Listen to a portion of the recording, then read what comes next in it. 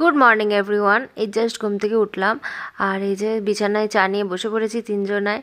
তো এইভাবে তিনজনা চা খেতে খেতে দিনটা শুরু করলাম। আর সারা দিনের এটা আমার বেস্ট পার্ট বলতে পারো। এই যে সকালবেলায় উঠে তিনজনা চা নিয়ে গল্প করতে করতে দিনটা শুরু করি, এটা আমার সব থেকে দারুণ লাগে। তারপরে আমি টিফিন বানিয়ে নিলাম। ব্রেকফাস্টে আমি ম্যাগি বানালাম নিজের জন্য, মা ওরা মুড়ি টুড়ি খেয়েছিল, তো আমার ম্যাগি রেডি হয়ে গেছে। এরপরে যাব হচ্ছে শাড়ি চেঞ্জ করতে। এই শাড়িটা পার্পল কালারের শাড়িটা ওটা আমার, আর গ্রিনটা হচ্ছে দিদির, ও ওটা চেঞ্জ করবে। তো এই যে তারপরে বেরিয়ে পড়েছিলাম, এই যে এখানে চেঞ্জ করতে এসেছি। দেন ওর এটা আগের দিনই দেখে গেছিলাম, এটাই পছন্দ ছিল, কনফিউজে ওটা নিয়ে নিয়েছিল, দিয়ে আবার চেঞ্জ করে এটাই সেই নিল।